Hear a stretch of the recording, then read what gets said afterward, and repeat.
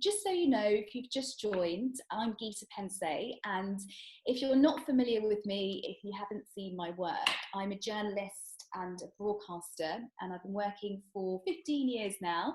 I know you probably think I look like I'm 20, but I'm not, sadly. I have learnt a lot through working as a broadcaster, but what's exciting, I think, about going online now is that we don't need to rely on the big broadcasters to create content and to connect with audiences. And that's something I really want to share with you today. So I've got this broadcasting experience, but also, just like you, I've explored digital and I've seen the things that I like, things that I don't like. So hopefully I'll be able to share that with you, but I'd love to get your feedback too. So, just while I think we're almost there, it'd be good to hear what you might want out of the session. So if there is something on your mind about going online, do put a sentence or two so I can kind of get that feeling of what you might like. Last few bits, I'd love some tips on delivering talks online, how to get as many views and likes as possible. Oh, we'd all like that, wouldn't we? I'd like to gain confidence, to have a go at hosting my first Zoom workshop. Well, I really hope you get that today, Justina. And I'm confused by so many platforms. Yeah, well, this is something I'm going to be looking at. Okay, great. So what I'm going to do is I'm going to just talk you through, just very quickly, what we'll be looking at in this session. So you'll be seeing now a slide that I've created, and this period really is a period of upskilling for us all, isn't it? I have never created a Google slide in my life, so I'm sharing that with you now just to show that we're all trying new things. But this session, as I was saying earlier, for those who've just joined, is about kind of sharing some tips, hopefully, and the things that I've learnt along the way, but also looking at things that you perhaps could consider when looking at presenting yourself online. So in this session now, we're going to be, here we go, there we go. We're going to be looking at the following things. First of all, why am I going online? Seems like a really simple question, and I think some of you have already provided a bit of the why.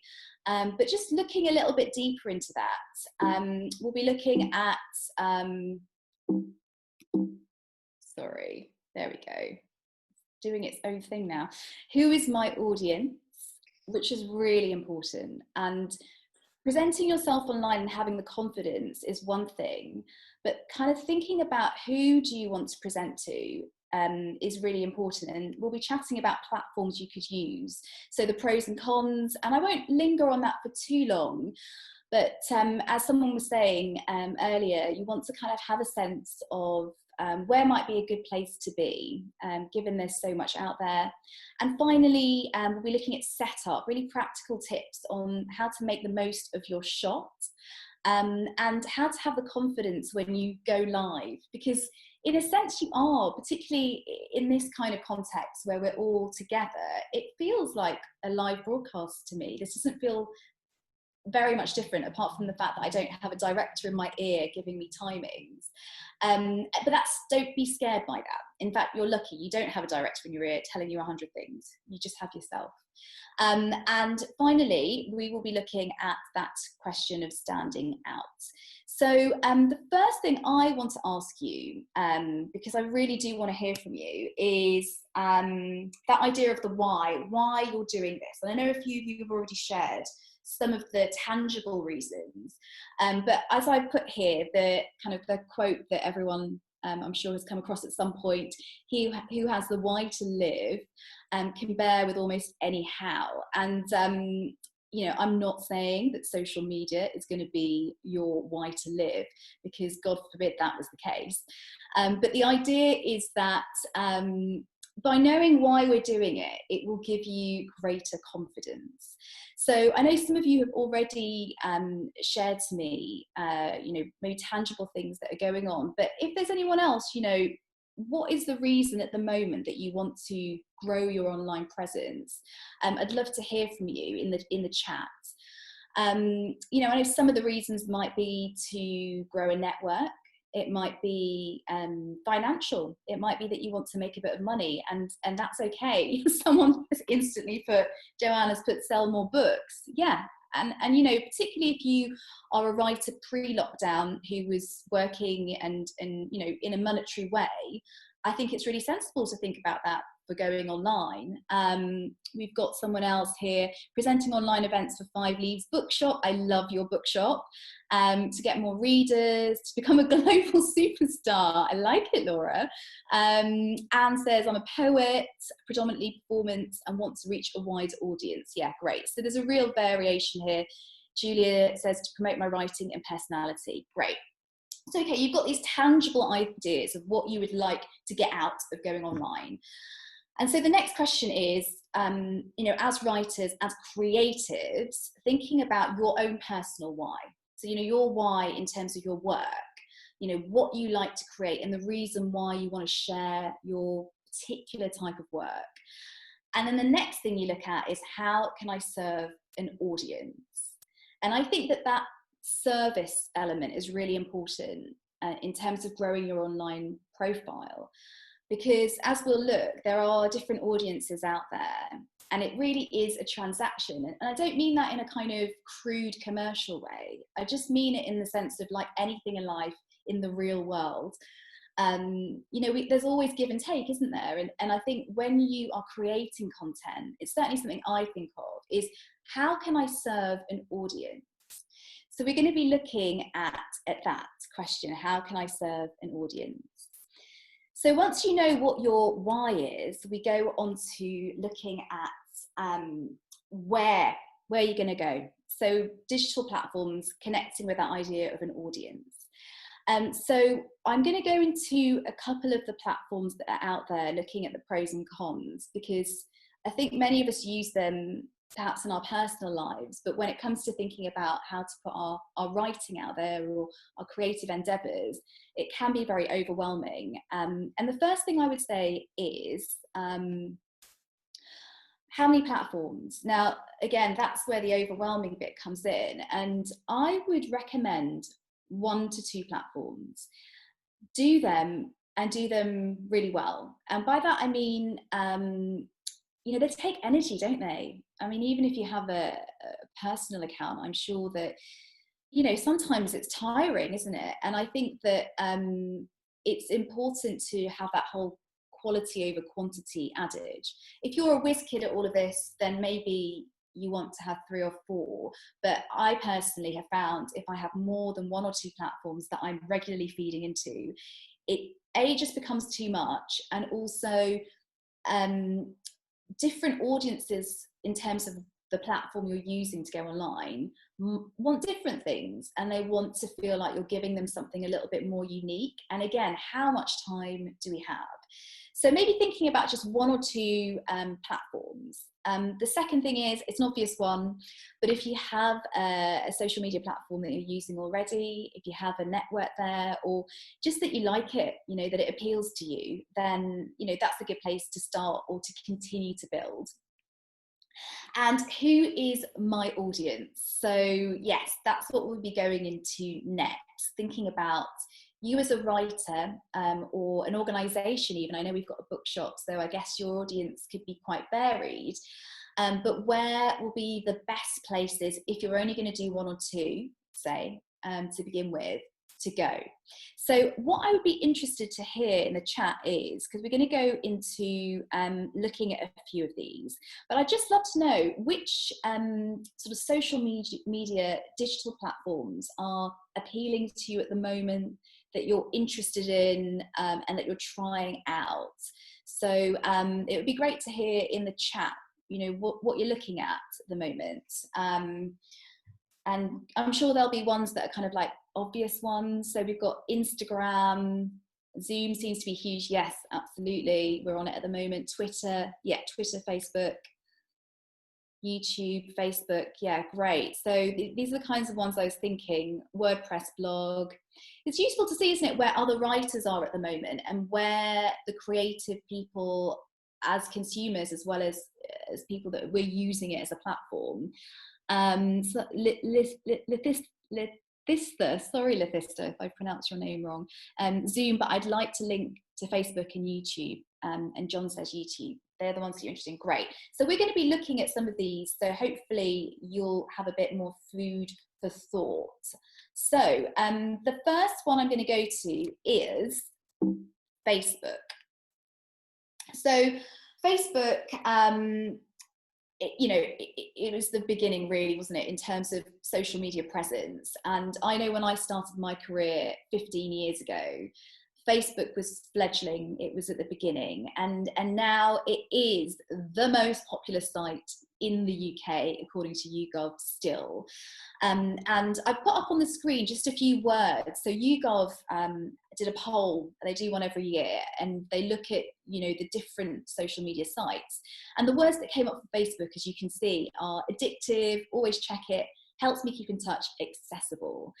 And I think that accessibility is what makes Facebook quite interesting. So you do have this wide range of people, because it's so well used.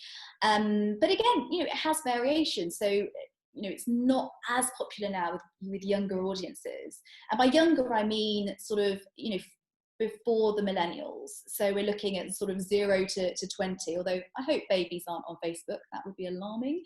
But, it is a slightly older audience, but there are so many opportunities with Facebook. So a few things that, if you're on Facebook, you probably have a Facebook page, but there's also, as a writer, this opportunity for Facebook, the business page. And again, some writers who I think are great, Paulo Coelho of The Alchemist, you may be familiar, I'm sure you are. He's very good at using it as a Facebook business page. I'm not sure what's going on. I think there are some lines that are coming up on the screen. Apologies. But yeah, the Facebook business page can be good for setting up your profile. But also something I've noticed is the use of Facebook group for writers. Again, this can be quite time consuming, but if you choose only 1 or 2 platforms, this might be something you want to invest in. So one of the writers that I follow, who's a local East Midlands writer, Georgina Wilding, she uses Facebook group for a virtual classroom. And so every Tuesday she'll go live and she'll share her poetry and run workshops. Maybe some of you have been to her workshops online. And she also puts a PayPal link in her group. And I think it's a really good way of engaging. She's now got a community that she's set up using Facebook group. So that might be something to think about. And also Facebook Live. So again, that capacity to go live. And most of these social media platforms have that, but it's useful to know that if you choose Facebook, you've got these options. So it'd be great to see, what you make of those options in the chat. Has anyone tried anything on Facebook? If you have tried something, if you've tried it, it'd be really good to hear what that was.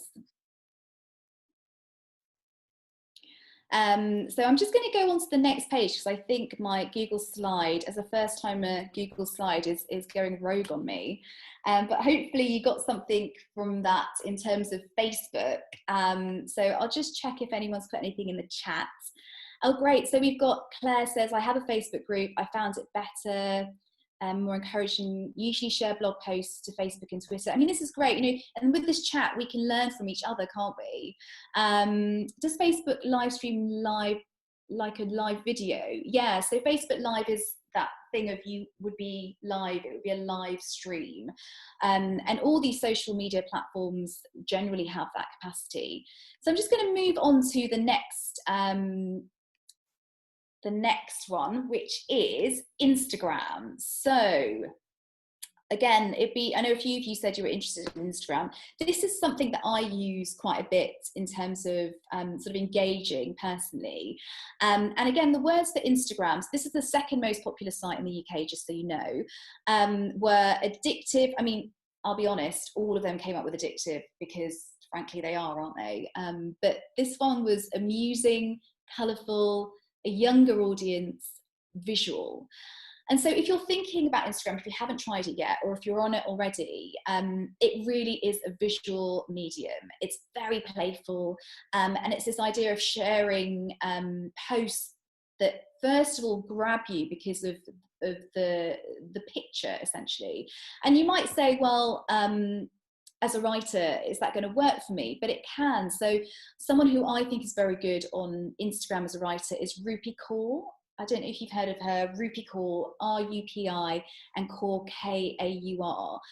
And Rupi, so she actually does post poems, like short poems, in her Instagram stories, but she also, through Instagram, on her Instagram, her main page, but then on Instagram stories, which is kind of like a little live stream that you're doing, not live, you're sharing images, you're sharing videos, and she'll often kind of interact with people, but in a really playful way, you know, where she is. I mean, at the moment, it's probably just where she is in her house, but Rupi is a really good example of a writer. And another one who I think is quite good is Tracy Chevalier, the writer of A Girl with a Pearl Earring.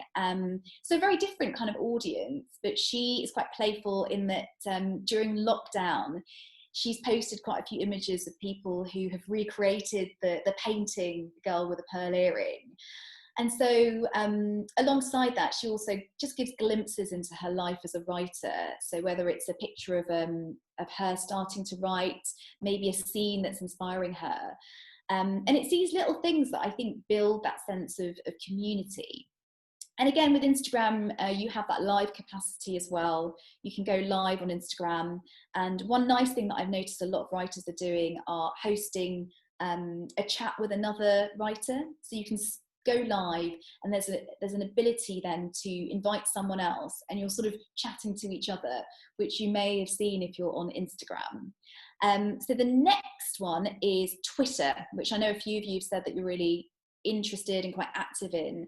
And just so you know, the words that came up for Twitter on the YouGov poll were informative, easy to use, always check it, all about words. And so, I mean, in some ways you might think this is a natural fit perhaps for a writer.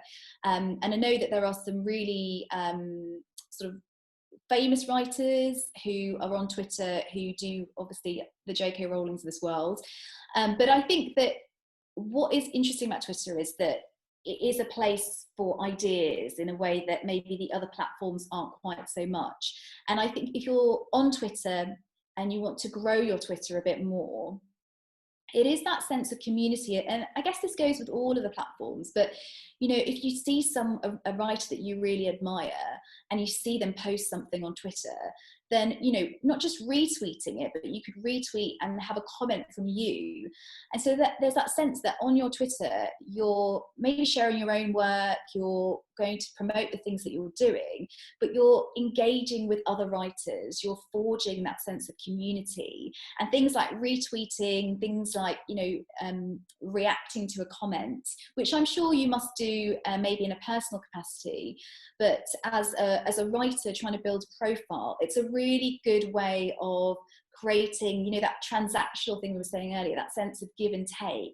And you'll be amazed by how that it starts to create this sense of not just community, but authority for you as a voice, as a writer that has opinions. And, you know, you'll know what capacity you want to do that in. If it feels like it, you know, you're saying something and you feel, oh, I'm not comfortable with this, I'm going to feel a bit exposed. You don't have to say it.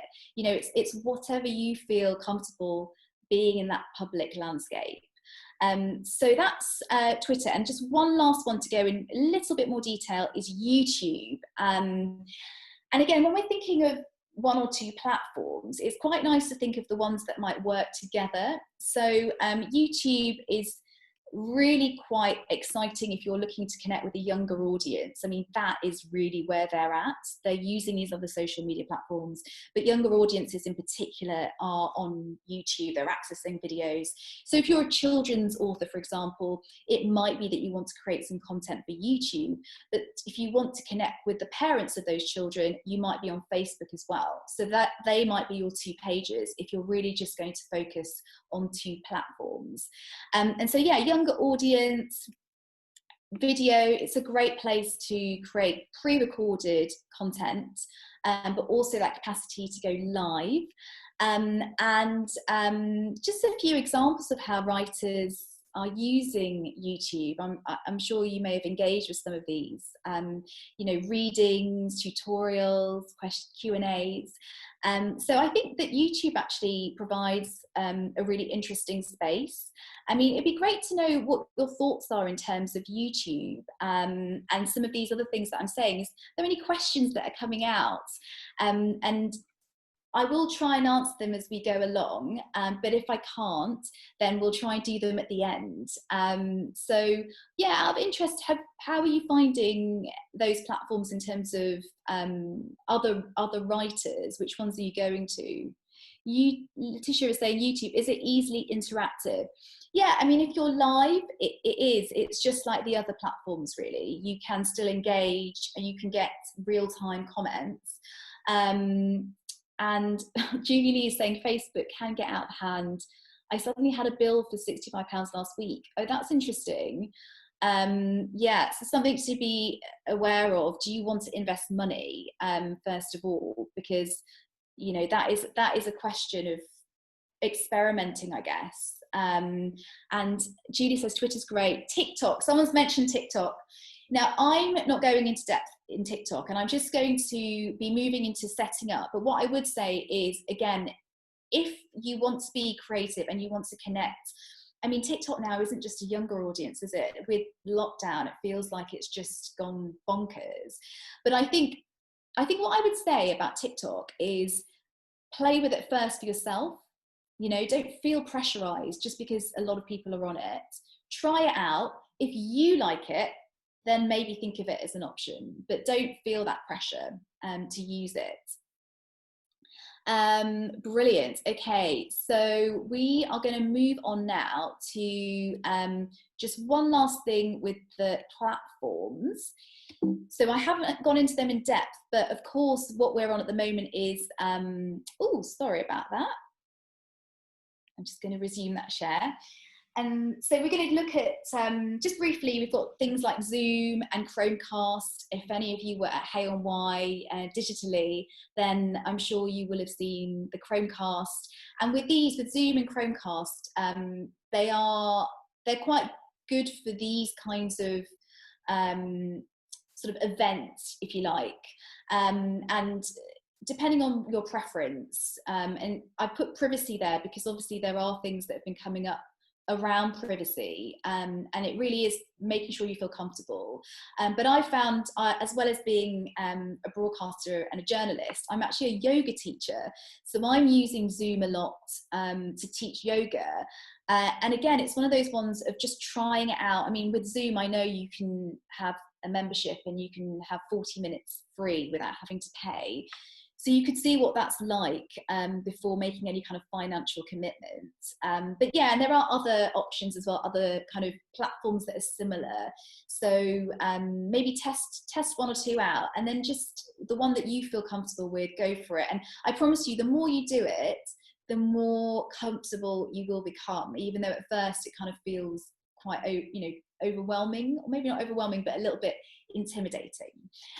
So we are going to move on now to something which I think is important: setting up. So you've chosen your platform. You know the one that you're going on, and you're ready to create content. Maybe you're already creating content. And I just want to ask the question, I think fear is a big word, but what are the things that are either stopping you from going online, or that you're finding challenging in terms of actually the shot, setting things up? It'd be great to hear, so I can maybe answer some of those questions. I'll be going through a bit of a checklist with you. But if there are any things in particular that you're finding, you know, a little bit stressful when you're setting up your shot, I'd love to know what they are. So I'll give you mainly the tech side of it all. Yeah, I understand. Cora, it's also time consuming and tiring. I feel I wouldn't get writing done. I mean, yeah. Well, hopefully lighting is troublesome. Yeah. Video editing, limited download of size of video on Twitter. Yeah, okay. Well, hopefully the next checklist will maybe take away the stress of all the things that you have to think about. So What I will do is I'm just going to share the setting up again. And so I've created this checklist for you. And just so you know, this session is being recorded. So if you don't get to write everything down, don't worry. It will be sent to you in the Writing East Midlands newsletter. So I know I scribble a lot when I'm listening to things, and I can feel a little bit of that pressure, but you will get to see this. So presenting yourself online, a checklist. So deciding what you're going to use, it seems like an obvious question.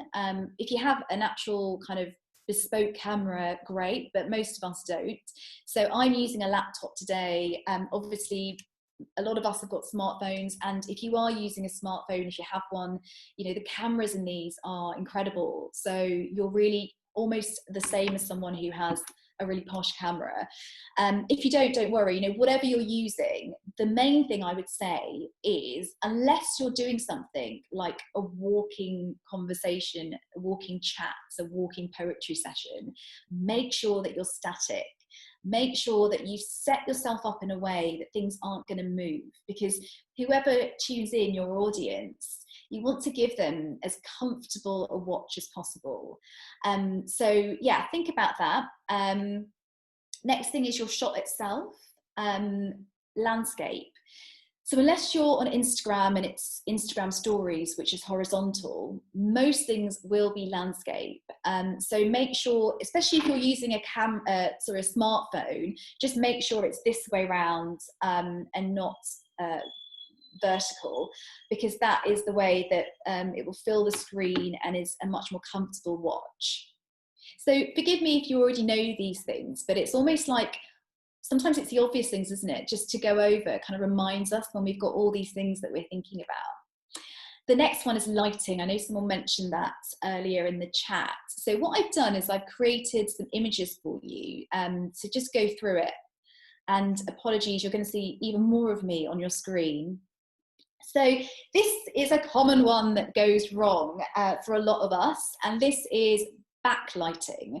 So as you can see, the window, my window is behind me, and so it's got this like burnt out, it's behind me, my face is in shadow. So a really simple rule of thumb is just don't have the light behind you. If the light is behind you, then your face is in shadow. Very simple, but you know, sometimes easy to do. So this version of me is, I'm seeing a lot of myself today, which is alarming, but anyway, this is side lighting. So the light in that same room now, so on, is coming in from that window. And as you can see, it's a much better shot. What I have done also is I have the room light on as well. So I've added like an extra bit of lighting. But also, if you wanted to create a bit more of not an effect, but to throw a bit more light into this shot. So I've got the light coming from one side from the window, but you could also place like a table lamp maybe, or another light on the other side, and just play around with cross lighting. I think with this shot, you don't necessarily need it. There's enough light there, but it's something that you could try out. And what I would encourage you to do is, when you do practice your lighting, take a screen grab with your device, your computer, so then you can see it and think, oh, I'd like that or not. And then the final lighting state is front lighting. So this is having the light, like the word would suggest, in front of you, and as you can see, this is my whole face is lit up. It's what you're seeing at the moment. I do have a top light on in the same sense that it's my room light, and that can be a really nice way of, just a simple way of making sure you're well lit. And just so you know, this is how I've created this. So I have, as you can probably see, I mentioned I'm also a yoga teacher. I have a yoga block that I've put my laptop on, which is just to make sure it's at eye level, which I'll be talking about in a moment.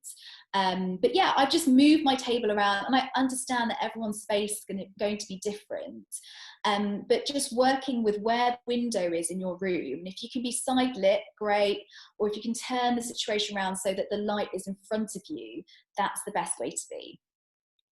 So laptop, landscape, lighting, audio. So I think this is a really important one, because gone to all that effort to create your shot.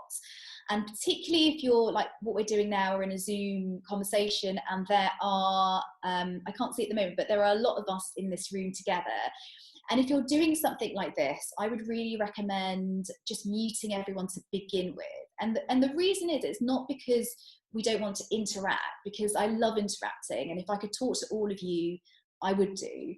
But like we were saying earlier, when we've got that lovely child of ours, or the dog, or the post person coming to the door, suddenly, if you're not muted, someone else will accidentally be heard and they will take over the screen. And I'm sure they don't want that either. So thinking about that, think about muting to begin with.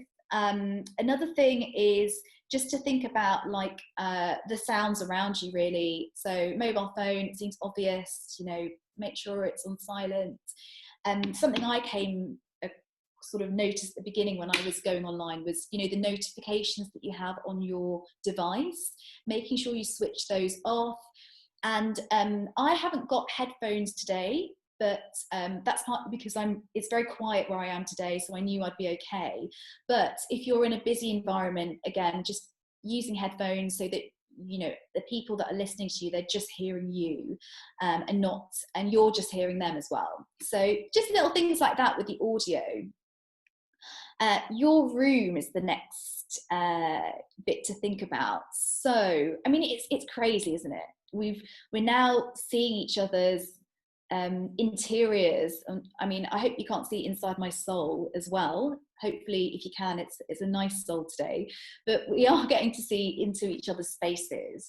And, you know, that can be quite, not scary, but it can feel a bit like, wow, someone's here and I want them to feel comfortable, and I want to feel comfortable with what I'm showing them. So I've just got one or two examples, and then I'd love to hear what you think.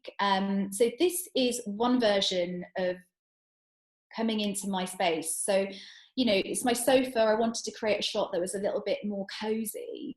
But I think this is really quite distracting. I've got this like blanket behind me that's just a bit untidy. I've got this frame for a picture, but you can't see it because of where it's hung. It doesn't feel quite as comfortable. But then the next shot, I've just cleared the space a little bit. So I've decided to leave the framing of the painting. I've taken the blanket away, but I wanted to keep the bookcase just because, you know, I wanted to talk about something to do with creativity, and that felt kind of like a nice thing to have. And, you know, you might think this is a bit too blank for me, which is fine, but it's just that sense of thinking about, is the background behind me, is it helping me, or is it actually going to be a distraction? So whenever I'm broadcasting, in terms of the news, when I was a reporter, or when I've been presenting something live, you would be amazed by the things that people are drawn to. I mean, a simple thing is hair. Like if my hair was standing on end, that I would be telling you hopefully something really fascinating, but actually all you're looking at is my hair. And it's a similar thing with your environment, with your backdrop, in the sense that if you're doing a reading and you do have a copy of your book and you want to have it behind, that's lovely. That's a nice thing to have. Or I'm sure some of you have tuned into some of the sort of the publishers who are putting on these kind of at home with an author. Like I saw one yesterday with Bernadine Evaristo, and she had some sort of family photos, and there was a ceramic or two, and it was nice. It was you know, I felt a sense of her, but it wasn't too busy, and she was really well lit as well, so I knew the focus was on her. So just thinking about, you know, what would you feel comfortable with a member of the public seeing, because, you know, that's probably the reality of it. You'll have people that you don't know who will be looking, and how can I minimize distractions? So I'm just going to, for a moment, just ask, are there any questions that are coming up? Also, Amy saying bookshelves are always relaxing to look at. Anne says, I always do readings with my books in the background. Yeah, great, brilliant. David Wood says, maybe consider an off-center camera as gives more depth. Yeah, interesting. And Amy says, any advice on good backgrounds? Yeah, so I think I think if you're really restrained in terms of space, it's just something simple. So like in this room, for example, I just put 1 or 2 plants behind me because I really like that. It feels kind of a bit more relaxing. So kind of working with not too many things, basically 1 or 2 objects that you feel could be relaxing. I read in my, oh, I have a very busy Victorian house, one lady saying, well, you know, and the thing is, I'm not, ultimately, it is about connecting with who you are, but just think if you want your message to be the most important thing, if there is too much going on, it's quite hard to settle on you because, you know, we just like that, aren't we? As humans, we get distracted. So I'm going to move on to the next bit on the checklist. So going back to this lovely photo, and this actually is just so you could see how I created that shot. So I just put 2 coffee tables on top of each other, which might look a bit precarious, but somehow it does work. But again, to create that steady shot, so if you don't have a tripod or, you know, some kind of formal equipment, using the things that you have. So yeah, laptop, we've got this checklist, things to think about, final stuff on this list, eye level and eye contact. So, you know, just making sure that you are talking at the level or just slightly below the level of your camera. So whether it's on your phone or on your laptop, it's just much more comfortable. You know, if it's too high up or if it's really low down, because often, you know, when it's on a desk, your desk probably is lower down, just prop it up. You know, I've got my lovely yoga block, and don't worry too much if you do look at the screen because you're looking at something. As long as you every now and then come up to make eye contact, kind of think of it like a conversation that you would have in real life. You know, in a real conversation, I probably wouldn't be looking at you the whole time. You might find that a little bit, you know, sort of not very nice if I was just staring at you. But you would, you know, if I just looked down the whole time, you'd sort of think I was a bit rude. So it's getting that thing of just, you know, glancing up. It's okay to look away for a moment, but just come back. You know, come back to the people who are with you in this virtual room. And then finally, you. So this is just really, we've sort of said it a little bit beforehand, but it's thinking about how you want to present yourself. And, you know, we are in each other's homes probably. Maybe you have a study or you'll be doing this perhaps from a workspace. But what I would say is that, you know, this isn't a job interview, the things that you'll be doing. So if you wouldn't normally wear a suit, things like that, you really don't have to do that. You know, do you feel comfortable in what you're wearing and that it says something about who you are and that you feel happy? But all I would say is that choose things that you would feel comfortable walking out of your house in, because it's still a public arena. And if you're someone that delivers workshops and talks, you know, whatever you would do normally, it applies here. I mean, if you want to sit in your nightwear, then obviously that's an option, but I wouldn't feel comfortable personally. So yeah, it's about that sense of being comfortable and wearing something that you would feel okay if I was, you know, if you're walking down the street. And again, just little things like, you know, the hair example I mentioned, just minimizing those distractions so that people have just one less thing to think about when they're with you. So we're going to go live, and I just wondered, while we're here, is there anything that's coming up in terms of questions about that? Oh yeah, okay, a few of you are sharing that you're using music stands. I like that. A few musicians here, that's good. It is easy to put the screen at eye level if reading, but not if taking notes and using keypad. Yeah, that makes sense. Great, lovely. Okay, so we're going to go to the next bit now, which is we're coming towards the last bit of this session, and what I will do at the end is just open it up to Q&A. So if there's stuff that hasn't been answered, you know, please do ask those questions, and I'll try my best to answer them. So this is the final stage, really. So you've made the effort, you've created your backdrop, you've worked through the checklist, and you're ready to go live. So rehearse.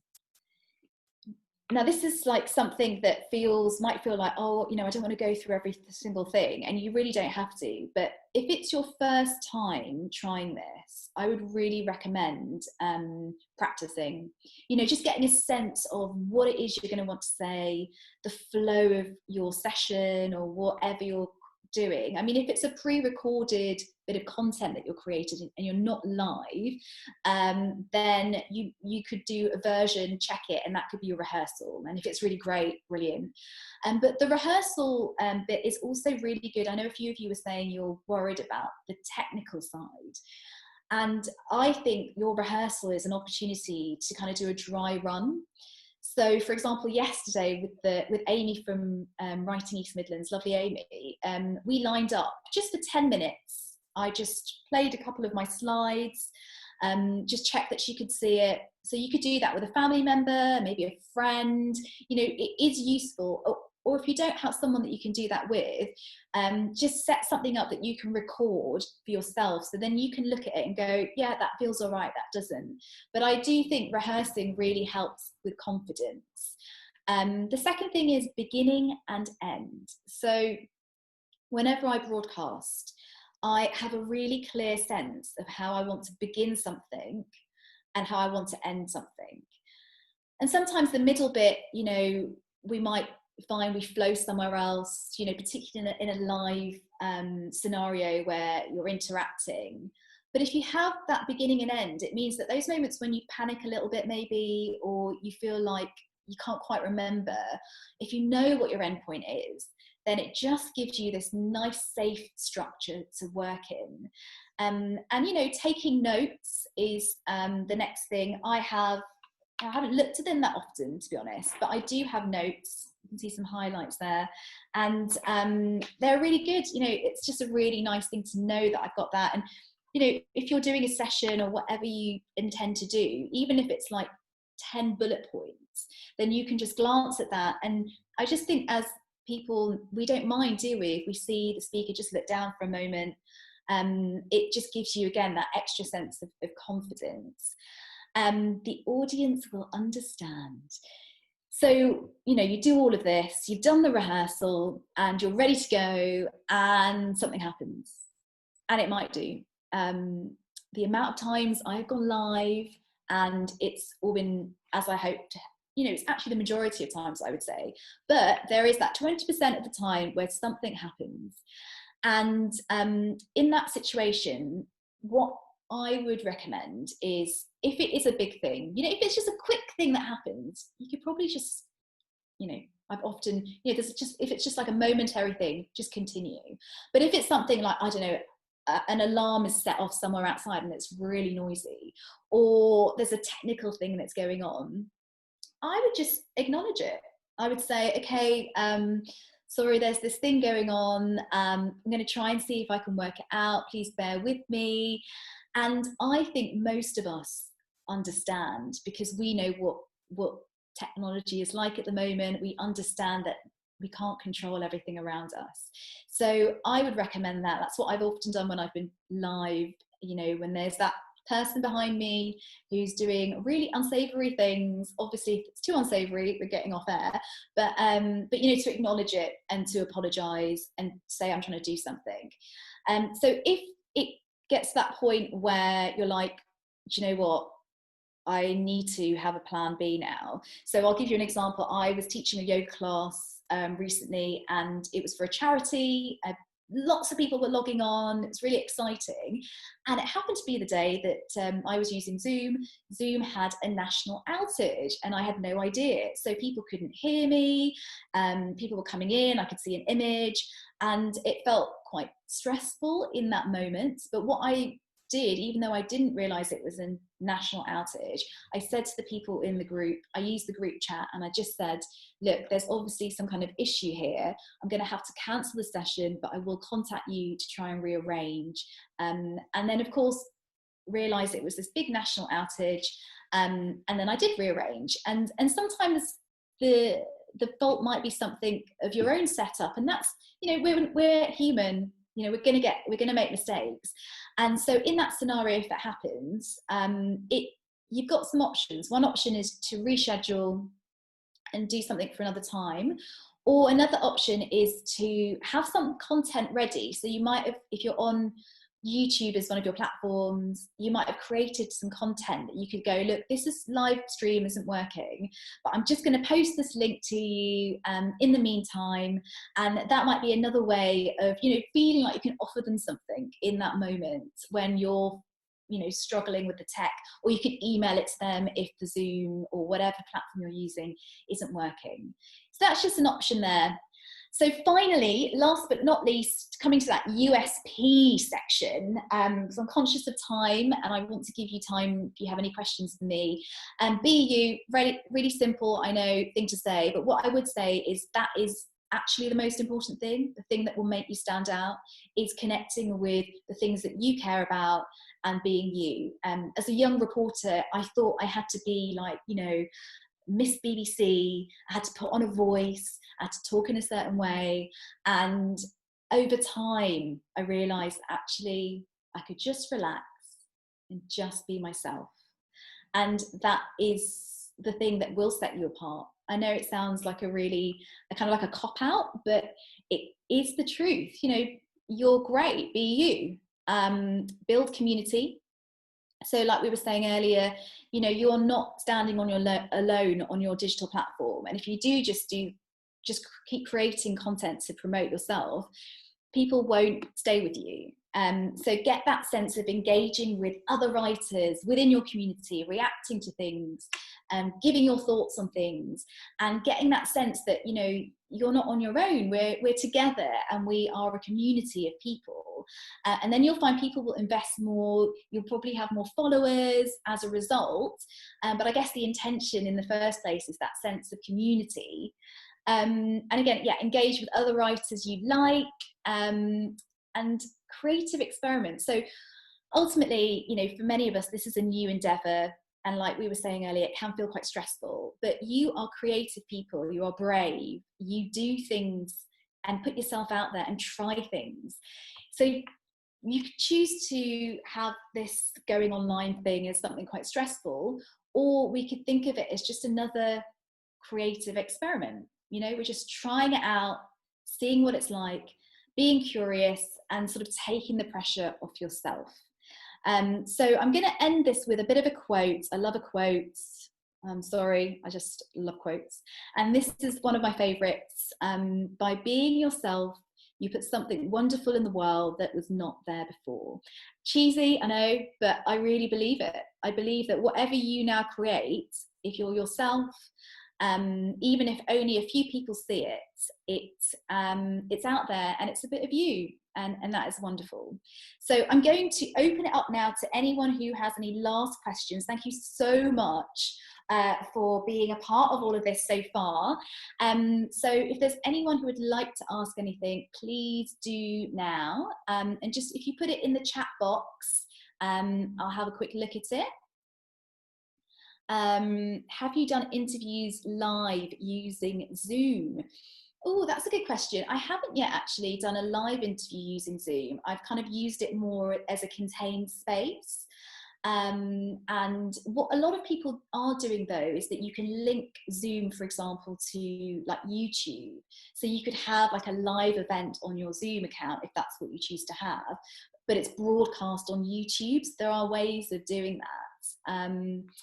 And is there anyone else who has a question that I might not have answered? Do you have any advice regarding negative online comments, please?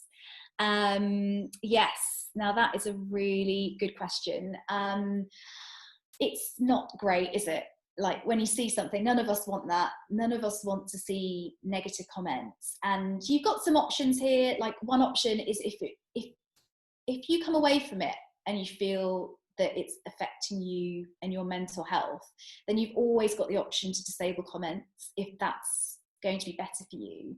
But what I would say is that not everyone's going to like you, just like life, I guess, which is like the hardest thing. And don't get me wrong, I'm a total baby. When I get like a bad comment, I just, you know, can take it personally. But ultimately you have to think, and it goes back to that why, you know, why am I doing this? I'm doing this to share my writing, my work, and and that's it really. And if people like it, great. If they don't, they don't.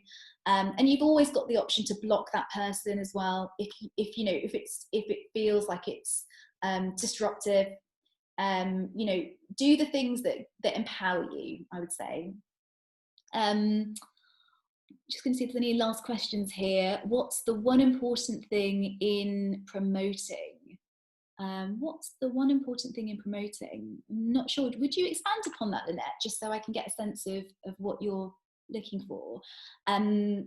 And you have to have the most to do that. Okay, that must be to the connecting with the YouTube. Yeah, I guess, and this is an option, isn't it, to think about like, how much do I want to invest in terms of money? So what I'm going to do now is, well, I'm going to try and answer Lynette's question if she could expand upon that. But what I'd love to do is, what is the best way to build Instagram followers? That's Laura here.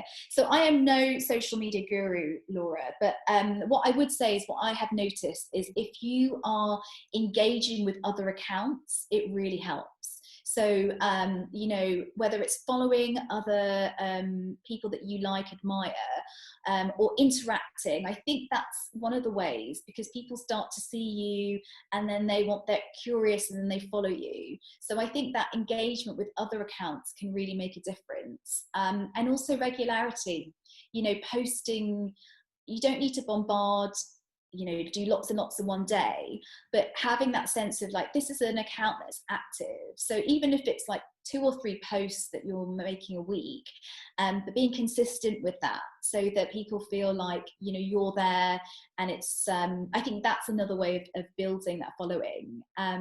So what I'd love to know actually is, how are you feeling? How has this session been useful?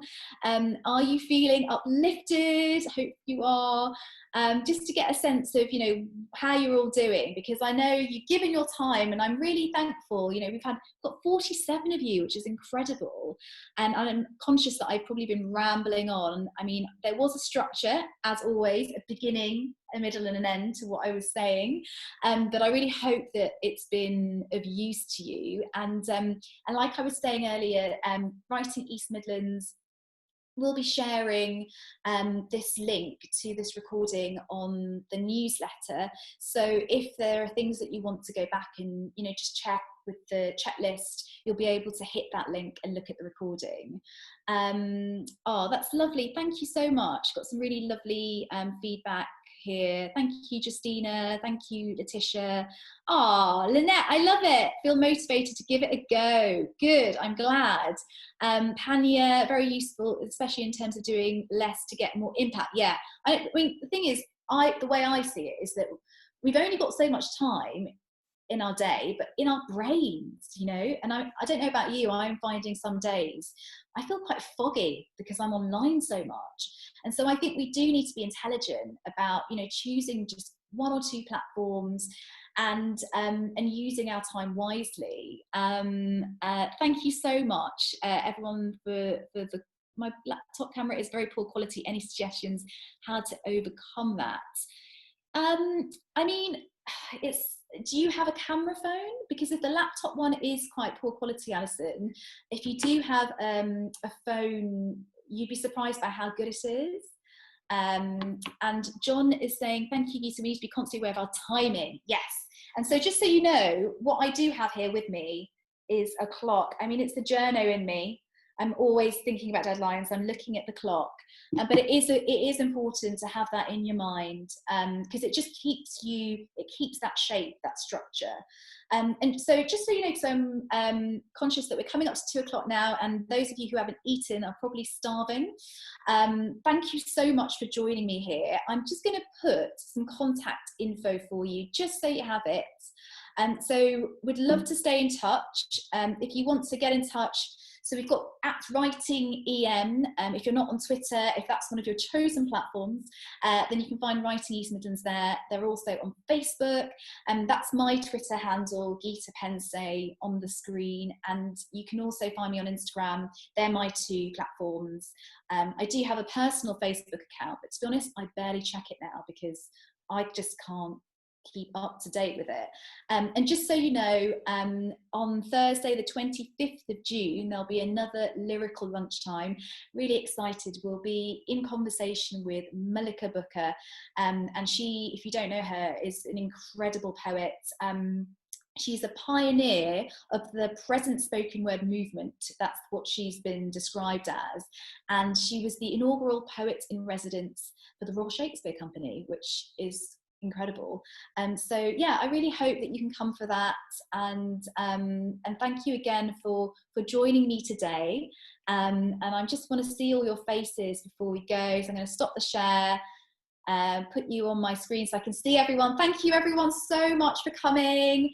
It's been so nice. I'm going into Namaste. It's the yoga teacher in me, but thank you and good luck. You can do it. I look forward to seeing your accounts and seeing you all go live.